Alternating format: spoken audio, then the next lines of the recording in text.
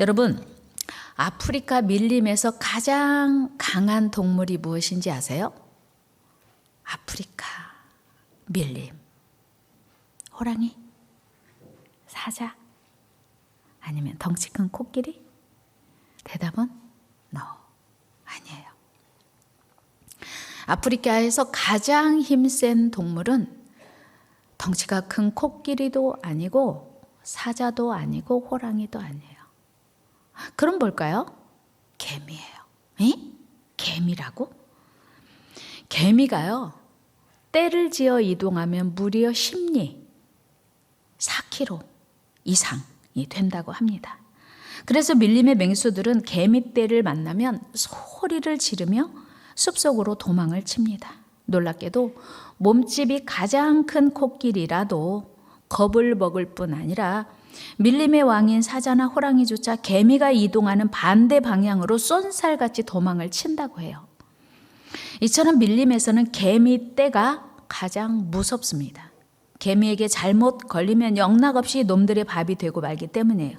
수십만 마리의 개미떼가 동물의 몸에 달라붙어 집중적으로 공격하면 그것을 견딜 짐승은 하나도 없다는 겁니다. 이처럼 맹수들이 개미를 두려워하는 것은 개미 한 마리의 힘이 강해서가 아니고 개미의 무서운 협동심 때문입니다.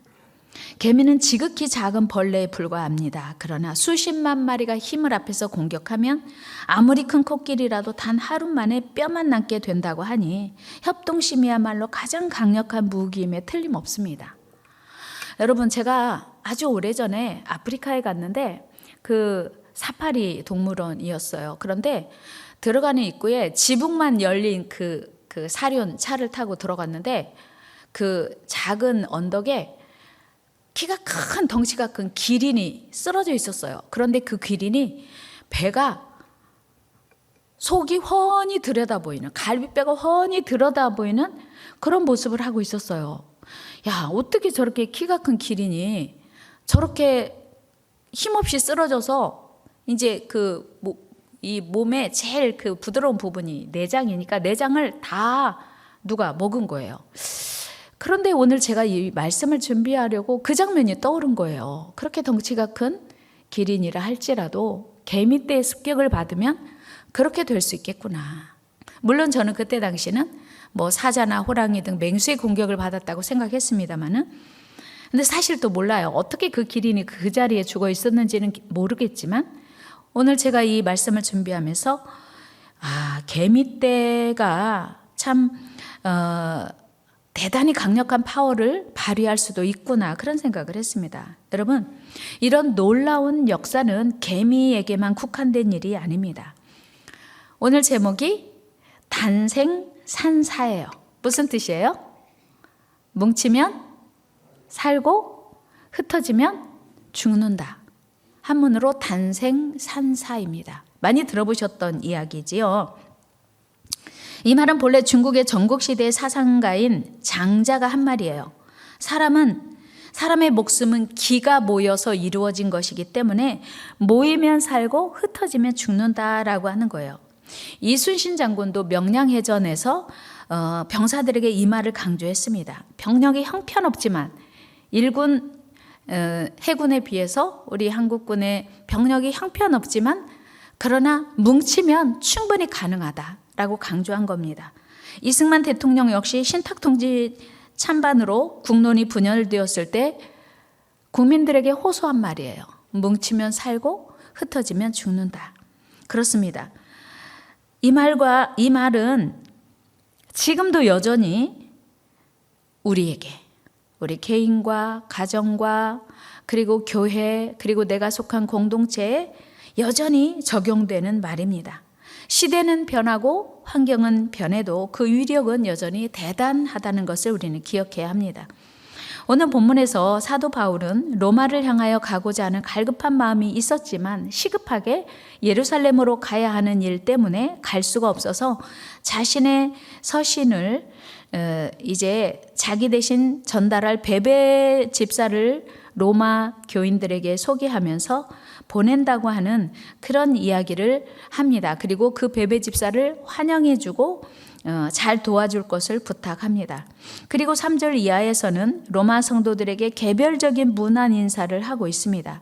이 문안 인사에서 맨 먼저 등장하는 인물이 브리스가와 아굴라입니다. 그런데 이 브리스가와 아굴라는 부부로서 바울을 위하여 자기들의 생명까지도 포기할 정도로 진실하게 바울의 사역을 도와주었고, 그로 인해서 바울이 인사 중에 제일 먼저 기억하고 언급했던 이름이라고 생각되어집니다. 우리 같이 3절 말씀을 한번 읽어보겠습니다. 너희는 그리스도 예수 안에서 나의 동역자들인 브리스가와 아굴라에게 문안하라. 바울이 로마에 있는 성도들에게 편지를 보내면서 베베 집사 이야기 이후에 지금 이 편지를 전달하는, 로마서를 전달하는 베베 집사 외에 첫 번째로 소개하는 이름이 바로 브리스가와 아굴라 부부입니다. 바울은 그 분주한 사역 중에서도 브리스가와 아굴라를 기억할 뿐만 아니라 많은 이름들을 이 편지에 일일이 기록하고 있습니다.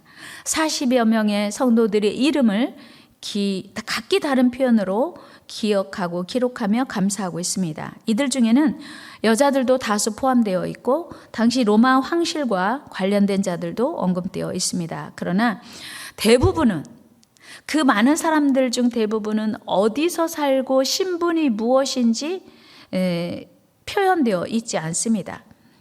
그럼에도 불구하고 바울이 이들의 이름을 일일이 거론하면서 문안 인사를 하고 있는 것은 이들이 이름도 없이 빛도 없이 숨어서 하나님 나라 확장을 위해서, 또 바울의 사역을 위해서 크게 수고한 자들일 뿐 아니라 바울이 그들에 대한 표현으로 보호자 아무개, 동역자 아무개, 사랑하는 아무개, 함께한 아무개, 돌보아주는 아무개 등으로 표현한 것을 보면 이들에 대한 고마움과 그들의 헌신과 수고에 대한 감사의 마음이 잘 드러나고 있습니다.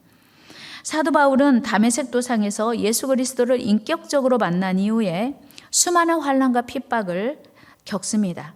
그럼에도 불구하고 예수 그리스도의 지상 대명령인 땅끝까지 복음 전도, 땅끝까지 증인되는 일을 위해서 순교로 그의 삶을 마치기까지 온 몸과 온 삶으로 헌신했습니다. 그러나 그의 헌신과 수많은 사역의 열매 뒤에는 본문에 기록된 그 많은 소중한 이름들, 그리고 그 역경과 고난 속에서 끝까지 함께한 고귀한 동역자들의 수고와 헌신을 바울이 이야기하고 있습니다. 그들의 헌신 때문에 이렇게 아름다운 열매가 있었다고 하는 것이죠. 사도 바울은 당시 유대인들에게만 갇혀있던 예수 그리스도의 그 구원의 복음을 오늘 우리에게까지 전파되도록 이방인에게, 그리고 고위층에게 복음을 전하기 시작한 하나님의 세우신 사도입니다. 우리 사도행전 9장 15절 말씀 같이 읽어요. 시작. 주께서 이르시되 가라, 이 사람은 내 이름을 이방인과 임금들과 이스라엘 자손들에게 전하기 위하여 택한 나의 그릇이라. 그러니까 하나님께서 이방인들에게 복음 전하고 임금들에게 복음 전하기 위해서 택하신 사람이라는 거예요. 사도 바울이 본래 어떤 사람이었습니까? 사도 바울은 예수 그리스도를 믿는 유대인들을 적극적으로 박해하며 어디서든지 예수 그리스도를 믿는 유대인들을 만나기만 하면 예루살렘으로 잡아와 공회에 넘기려던 유대교 신봉자였습니다. 그런 바울이 이제는 적극적으로 예수 그리스도만 유일한 구원자이심을 증거하게 된 것입니다. 우리 사도행전 9장 19절 20절 말씀 읽어요. 시작. 사울이 다메섹에 있는 제자들과 함께 며칠 있을새 즉시로 각 회당에서 예수가 하나님의 아들이심을 전파하니. 지금 다메섹으로 사울이 간 이유가 뭐예요? 예수 믿는 사람 잡아다가 예루살렘 공회에 넘기려고 갔어요. 그런데 그 다메섹에서 갑자기 예수 그리스도가 구원자라고 복음을 전하니까 많은 사람이 당황스러웠던 거예요. 야, 이게 어떻게 된 거야 도대체? 무슨 일이 있었길래 사울이 저렇게 완전 다른 사람 된 거지? 그렇게 하고 많은 사람이 의아해했어요. 혼란스러워했습니다. 우리 21절 22절 읽어요. 시작. 듣는 사람이 다 놀라 말하되 이 사람이 예루살렘에서 이 이름을 부르는 사람을 멸하려던 자가 아니냐. 여기 온 것도 그들을 결박하여 대제사장들에게 끌어가고자 함이 아니냐 하더라. 사울은 힘을 더 얻어 예수를 그리스도라 증언하여 다메섹에 사는 유대인들을 당혹하게 하니라. 제가 설명드린 것처럼 많은 사람들이 당황스러워했어요. 야, 어떻게 된 거야 도대체. 사울이 어떻게, 예수 믿는 사람 핍박하던 사울이 예수 그 이름을 증거하냐. 그리고 바울이 변화된 그 모습에 아예 바울을 죽이자, 살해할 음모까지 꾸미게 됩니다. 23절 말씀 읽어요. 시작. 여러 날이 지나매 유대인들이 사울 죽이기를 공모하더니, 계속해서 복음을 전하니까 이러다가 안 되겠다고 차라리 사울을 죽여서 없애버리자 이렇게 공모했어요. 이처럼 변화된 사울을 이제 죽이려고 할 때에도 주위 사람들의 도움으로, 여러 사람의 도움으로 바울은 한밤중에 광주리를 타고 도망하여 생명을 보존할 수 있었습니다. 바울은 예수 그리스도를 만난 이후로 하나님께 받은 사명, 그 복음을 땅 끝까지 전하려는 그 사명을 감당함에 있어서 목숨까지 위협을 당해야 하는 지경을 수없이 겪었습니다. 그러나 그는 굴하지 않고 많은 동역자들의 도움을 얻어서 그 사명을 감당한 거예요. 바울의 이야기를 한번 들어봅니다. 우리 고린도후서 11장 23절 시작. 그들이 그리스도의 일꾼이냐 정신없는 말을 하거니와 나는 더욱 그러하도다. 내가 수고를 넘치도록 하고 옥에 갇히기도 더 많이 하고 매도 수없이 맞고 여러 번 죽을 뻔하였으니, 바울이 당한, 복음 전하느라고 예수 그리스도의 증인의 삶을 사느라고 수없이 고난당했어요. 죽을 뻔하고 매 맞고 잠도 못 자고 옥에 갇히고. 그러나 그때마다 많은 동역자들의 도움으로 살아났음을 바울은 또 이렇게 이야기합니다. 32절 33절 시작. 다메섹에서 아레다 왕의 고관이 나를 잡으려고 다메섹 성을 지켰으나 나는 광주리를 타고 들창문으로 성벽을 내려가 그 손에서 벗어났노라.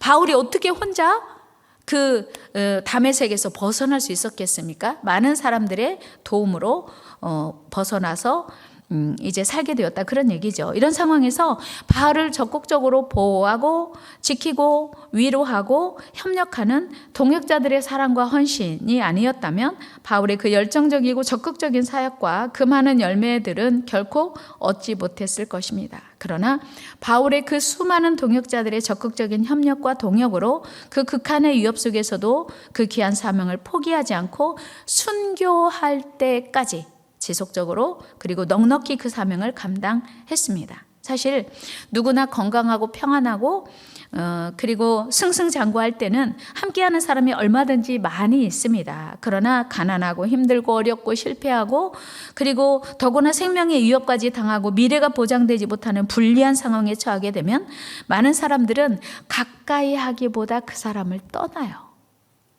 그 사람의 인간성을 언제 아냐면 힘들어질 때, 어려워질 때, 병들었을 때 이제 사람들의 그 대하는 모습을 보면 알게 되죠. 그런데 오히려 어렵고 힘들고 미래를 예측할 수 없는 불리한 상황에서도 떠나지 않고 함께하는 사람이야말로 진정한 친구요 동역자지요. 오늘 사도 바울은 그런 점에서 그 많은 이름들을 일일이 기억하며 마음 깊이 감사하며 감격하고 있는 거예요. 사도 바울이 그야말로 주를 위해 죽기로 작정했지만 결코 잘 나가던 모든 자기의 기득권을 포기하고 그리고 위협에 처해서 복음 전했거든요. 사무엘상 15장에 보면 다윗은 그 아들 압살롬의 반역으로 왕궁을 떠날 수밖에 없는 위급한 상황에 처하게 됩니다. 우리 사무엘하 15장 13절 읽습니다. 시작. 전령이 다윗에게 와서 말하되 이스라엘의 인심이 다 압살롬에게로 돌아갔나이다 한지라. 다윗이 예루살렘에 함께 있는 그의 모든 신하들에게 이르되 일어나 도망하자. 그렇지 않으면 우리 중 한 사람도 압살롬에게서 피하지 못하리라. 다윗이 이제 그 아들이 반역을 해가지고 이제 왕위를 찬탈하려고 예루살렘 궁을 이제 노린 거예요. 공격한 거예요. 이때 누가 봐도 이미 예루살렘 왕국은 압살롬에게 넘어가고 다윗은 끝난 것 같은 상황입니다. 당연히 아히도벨과 함께 많은 사람들이 다윗을 배반하고 떠나가요. 31절 말씀 읽어요. 시작. 어떤 사람이 다윗에게 알리되 압살롬과 함께 모반한 자들 가운데 아히도벨이 있나이다 하니 다윗이 이르되 여호와여 원하옵건대 아히도벨의 모략을 어리석게 하옵소서 하니라. 아멘. 사실 압살롬의 반역과 아히도벨의 압살롬의 진영에 가담한 사실은 어제 오늘 일이 아니었어요. 이미 지금 사무엘하 15장 12절에 보면 아히도벨과 많은 사람이 압살롬에게 이미 가버렸어요. 다윗을 떠나서. 읽어볼까요? 12절 시작. 제사 드릴 때 압살롬이 사람을 보내 다윗의 모사 길롯 사람 아히도벨을 그의 성읍 길로에서 청하여 온지라.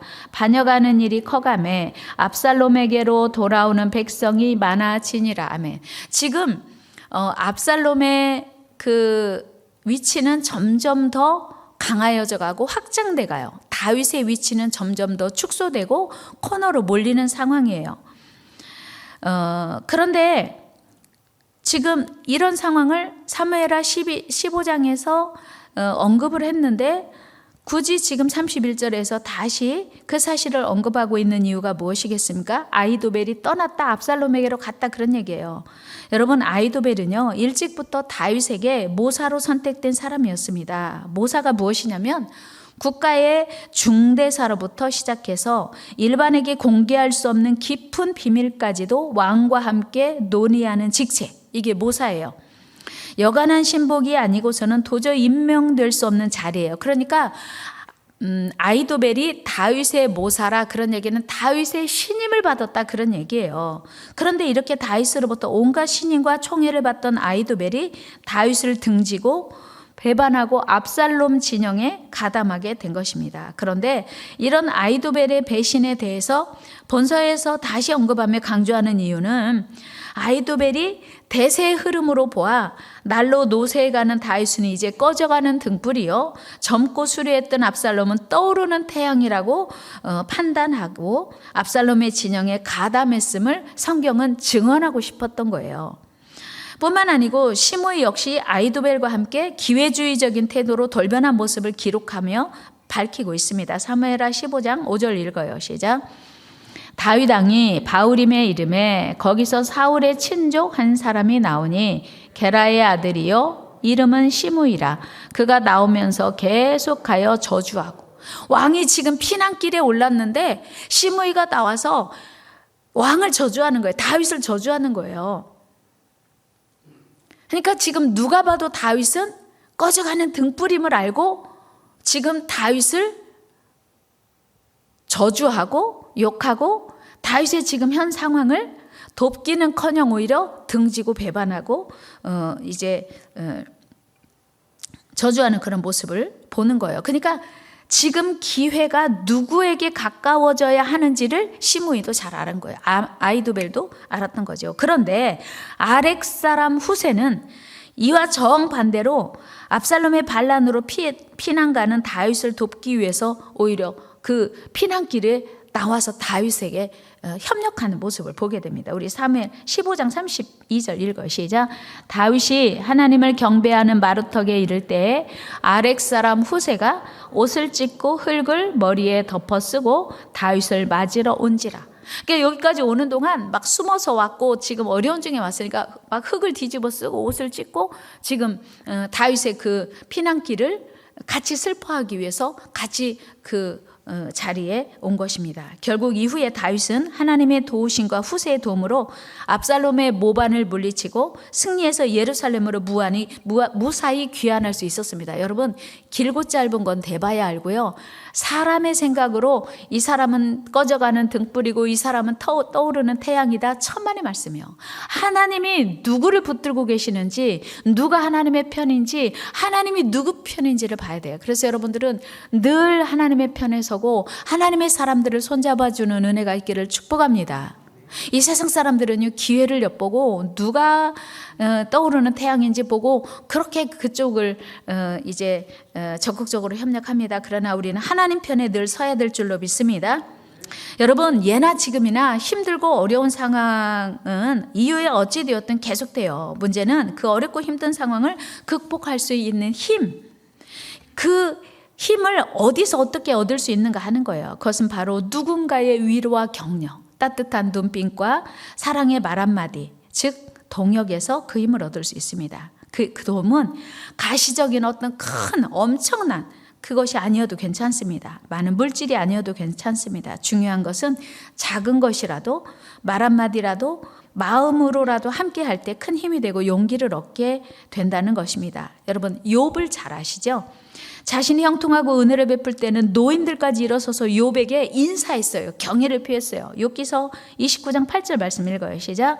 나를 보고 젊은이들은 숨으며 노인들은 일어나서 욥이 얼마나 대단했던 사람이었는지, 욥이 얼마나 의롭고 경건하고 또 부자였던지 노인들까지 일어서며 경의를 표하는 사람이었어요. 그런데 그가 이제 재앙을 만나서 비참한 상황에 놓이게 되자 아내마저 그를 떠나게 된 거예요. 얼굴을 돌렸어요. 외면했어요. 우리 욥기서 19장 17절 말씀 읽어요. 시작.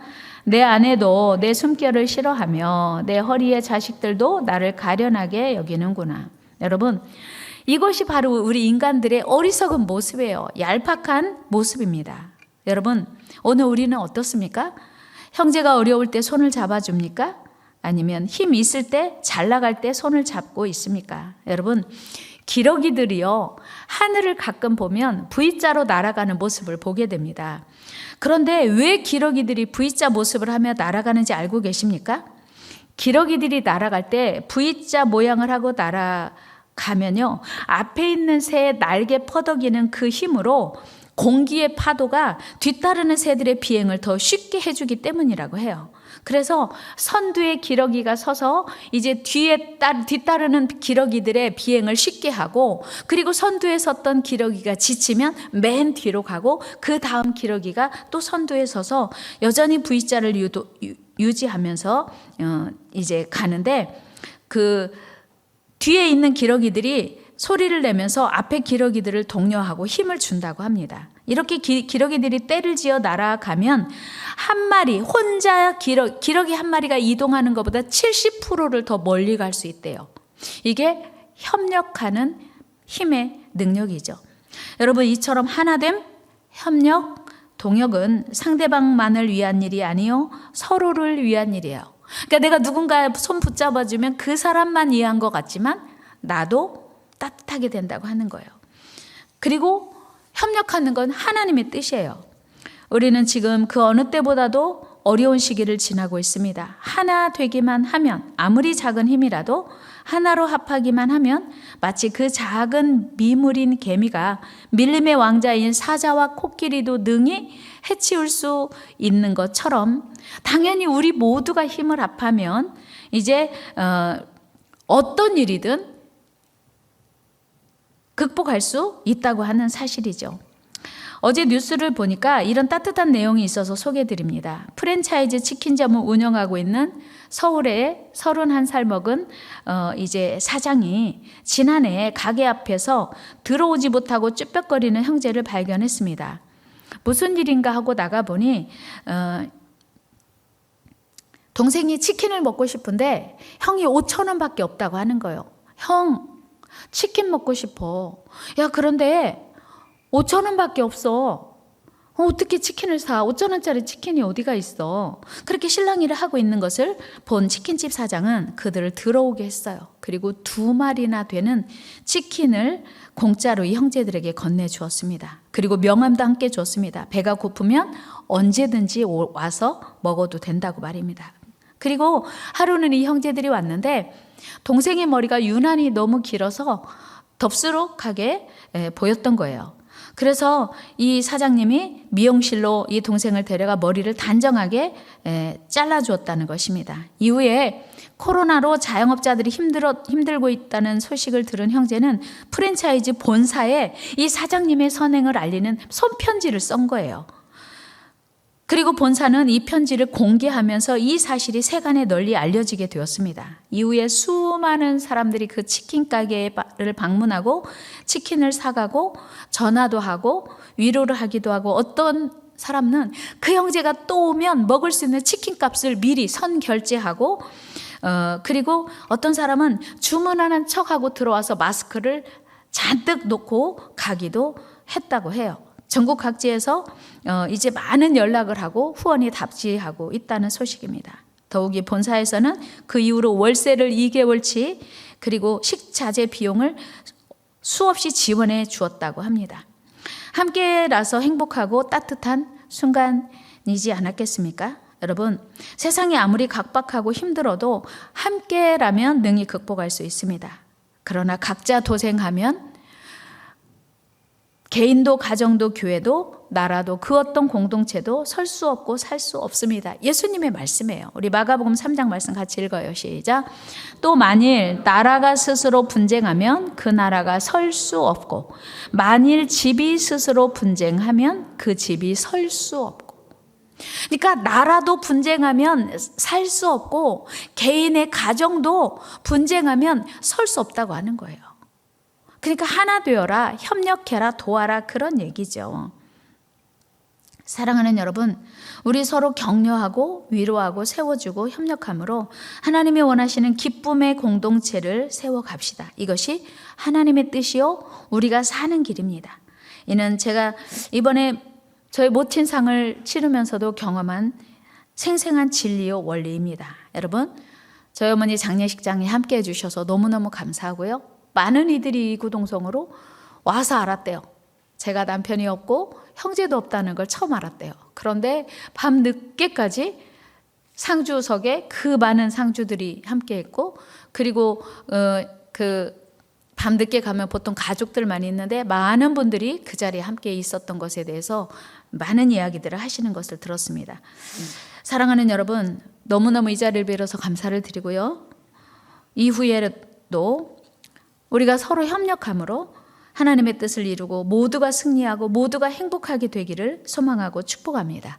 저는 1차로 우리 권숙희 집사님의 그 사업장 오늘의 세탁을 응원하고 지원하려고 합니다. 첫 번째 프로젝트에 여러분 기쁨으로 동참해 주시기를 주의 이름으로 축원합니다. 기도하겠습니다. 하나님 감사합니다. 뭉치면 살고 흩어지면 죽는다. 나라가 분쟁하면 스스로 설 수 없고 집이 분쟁하면 스스로 살 수 없다고 하신 말씀처럼 하나님 탄생 난사 인물 기억하게 하셔서 우리 성도들도 뭉치면 살고 흩어지면 죽을 수밖에 없음을 마음속 깊이 깨닫고 서로 사랑의 손을 내밀고 서로를 위하여 기도하며 서로를 위하여 울어주고 서로를 손잡아주는 따뜻한 믿음의 공동체, 사랑의 공동체가 되게 하여 주시옵소서. 우리의 생명이신 예수님의 이름으로 기도드리옵나이다. 아멘. 우리 같이 찬양하면서 준비하신 예물 하나님께 드립니다. 우리에게 향하신